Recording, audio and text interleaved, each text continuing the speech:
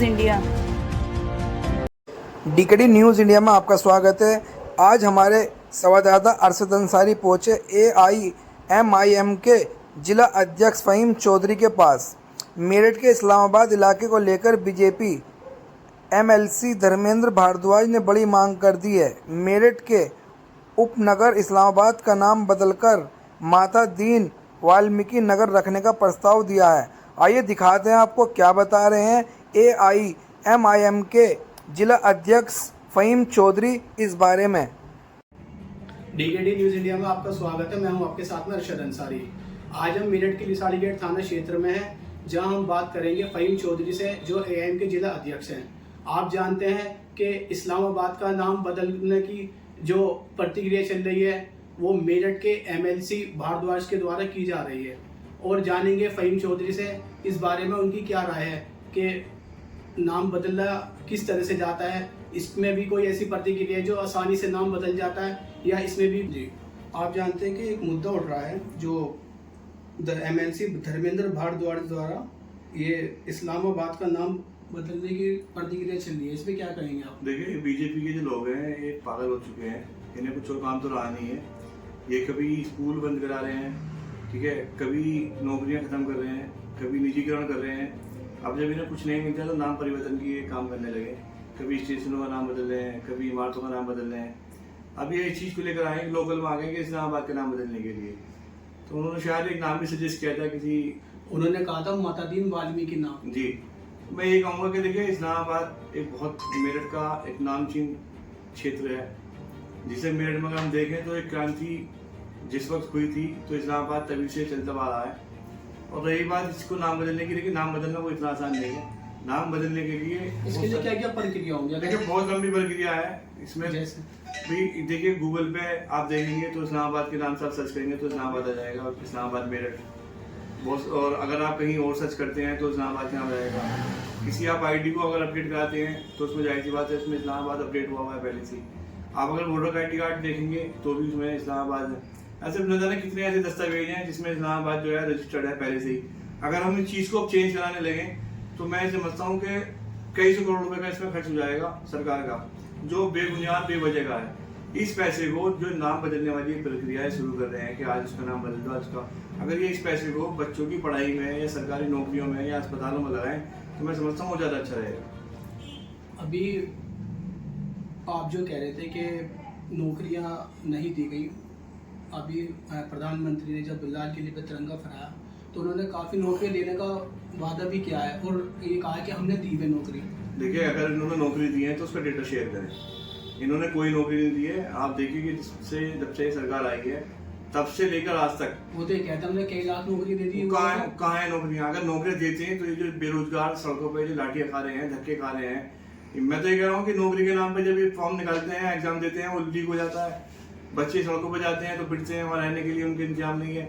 इनके exam centre में paper leak हो रहा है, सारी चीज़ें धांधलेबाजी हो रही है, पब्लिक को लूटा जा रहा है, कुछ नहीं है, कोई नौकरी नहीं है। अगर नौकरी है तो उसका डेटा जो है पब्लिक के सामने शेयर करें, हम तब मानेंगे कि हाँ नौकरियाँ दी गई। अच्छा, अब जो ये इस्लामाबाद का नाम बदलने की मांग चल रही है तो इसे आप किस तरह से देखते हैं? क्या संभव है ऐसा होना?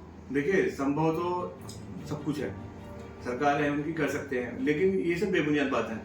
इन्हें इन चीज़ों को नहीं करना चाहिए। और ये अपनों सरकार ने क्या कर रखा है कि जहाँ भी इन्हें दिखाई दे रहा है कि मुस्लिम है, क्योंकि बीजेपी के पास 2-3 ही मुद्दे हैं, हिंदू, मुस्लिम और पाकिस्तान।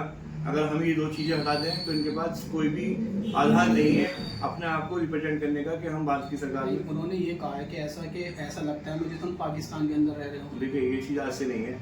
पाकिस्तान में ये बेबुनियाद बातें कर रहे हैं कि पाकिस्तान में रह रहे हैं। पाकिस्तान में वो एक अलग देश है, ठीक है, जिसका हम कभी मानते ही नहीं। हम मुसलमानों को तो पाकिस्तान को अपना कभी नहीं मानते। इन लोगों को पता नहीं इतनी क्या मोहब्बत आप पाकिस्तान से, हर चीज़ में पाकिस्तान पाकिस्तान पाकिस्तान करते रहते हैं। अरे इस्लामाबाद है, क्षेत्र का नाम रह रहे हैं इसमें। अब ऐसे तो शिवपुरी है, तो क्या हम शिव जी के उसमें रहने लगे, क्या उनके घर में रहने लगे? ये कुछ बातें नहीं हुआ करती हैं, बेबुनियाद बातें। इनके पास कुछ मुद्दे नहीं है। अभी आप देख रहे हो कि फिलहाल वोट चोरी का जो मुद्दा चल रहा है उसे भटकाने के लिए अभी इन्होंने एक फतेहपुर वाला मामले किया था। अब इन्होंने अपने अपने जो प्यादे घूम रहे हैं, किसी को MLC बना रखा है, कोई विधायक है, सब जो है, इन लोगों को छोड़ रखा है कि आप अपने अपने क्षेत्र में इस तरह की जुमलेबाजी करते रहो। इससे लोगों का ध्यान जो है वोट चोरी है या वोट की जो पोलें खुल रही हैं इससे हटके इसमें डाइवर्ट हो जाए। कुछ और मसला नहीं है, सिर्फ यही है और कुछ नहीं है इनके पास। अभी आपने राज्यपाल के नाम ज्ञापन सौंपा था। जी। आप जानते हैं कि भगवा झंडा जो लहराया गया था मजार पर, जी। उसमें क्या कार्रवाई हुई प्रशासन की तरफ से? देखिए, जिस दिन हमने ज्ञापन दिया था, हमने उसी दिन ही क्लियर कर दिया था कि हम ज्ञापन तो दे रहे हैं, लेकिन सरकार इस पर कोई भी कार्रवाई नहीं करेगी और आज तक नहीं की है। क्योंकि उन्होंने जो FIR की है वो करीब 14 से 15 लोग हैं जो भी की है, और सभी सिर्फ नाम दे रखे हैं उनकी पिताजी का कोई नाम नहीं है, उनका एड्रेस कोई नहीं है। हमने उस दिन भी पत्रकार भाई से कहा था कि देखिए, हम इस बात को आपको ऑन रिपोर्ट बता रहे हैं और आप इस चीज़ को लिख लीजिए कि इसके अंदर BJP का जिला अध्यक्ष बाकायदा उसका नाम होगा। ऐसा नहीं है कि एक कोई छोटा मोटा कार्यकर्ता है जिसका नाम सर्च करने में उन्हें दिल लगेगी। BJP का जिला अध्यक्ष समाजवादी पार्टी का उसमें था, RSS के लोग उसमें थे, जो अच्छे खासे पदाधिकारी थे, बजरंग दल के लोग उसमें थे। तो पुलिस को आज तक उन लोगों के बल्दियत नहीं पता चली, उनके पिताजी का नाम नहीं पता चला, उनके बाप का नहीं पता चला कि कौन है, उनका पता नहीं चला आज तक। अगर यही कोई चीज अगर मुस्लिम समाज का कोई भी एक कार्यकर्ता या कोई आम आदमी भी कर देता तो पुलिस उसके घर पर बुलडोजर चला दी थी, उसके पड़ोसियों को भी रहना आराम कर देती, उसके मोहल्ले को बर्बाद कर देती। लेकिन योगी सरकार के पास बुलडोजर नहीं है, और हमने उस दिन भी कहा था कि अगर बुलडोजर नहीं है तो आसपास के जिले से किराए पर मंगा लें, उनके घर पर बुलडोजर चलाने का काम करें।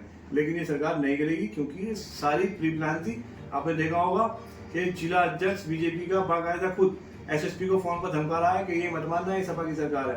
अरे सपा की सरकार हो या किसी की भी हो, लेकिन एक आदमी मतलब एक IAS अधिकारी को SSP को धमका रहा है कि किसी को हाथ लगा के देखो, गोली चला के देखो, बता देंगे। तो क्या आएगी?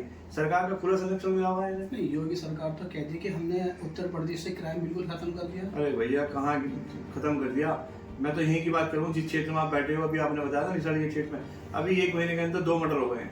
थाने के बिल्कुल पीछे हुए हैं, थाना निशाड़ी गेट की नाक के नीचे हुए हैं, खुलेआम गोलियां चल रही हैं, बलात्कार हो रहे हैं, 5-5 साल की 2-2 साल की बच्चे सुरक्षित नहीं है। कौन से जीरो हो गया? अगर जीरो होता तो आप डेटा सर्च कीजिए ना, गूगल आपके पास है, मोबाइल में सर्च करो, अभी पता चल जाएगा कि 2 साल में 1 साल में जब से सरकार बनी है कितना क्राइम बढ़ा है। ये सब हवाई बातें हैं, कुछ नहीं है कि पब्लिक के बीच में माइक लिया आदमी और बोल दिया कि जीरो है। कुछ नहीं है, क्राइम ग्राफ बढ़ा है। अगर घटा है तो सिर्फ रोजगार घटा है, अगर घटा है तो बेरोजगारी घटने के साथ साथ जो स्कूल बंद हुए हैं वो घटे हैं, बाकी और कुछ नहीं हुआ। सरकार हर तरीके से नाकाम है, फेल हो चुकी है।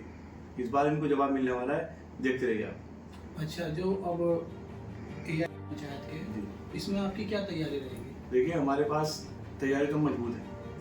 हमारे यहाँ मेरठ में 33 वार्ड हैं, लगभग हमारे पास 5-6 वार्डों में से आवेदन आ चुके हैं, और इंशाल्लाह भी इस हफ्ते में शायद 5 से 10 वार्डों में से और आवेदन आने वाले हैं। हम लगभग सभी वार्डों में अपनी तैयारी करते हैं और इंशाल्लाह बहुत मजबूत चुनाव लड़ेंगे।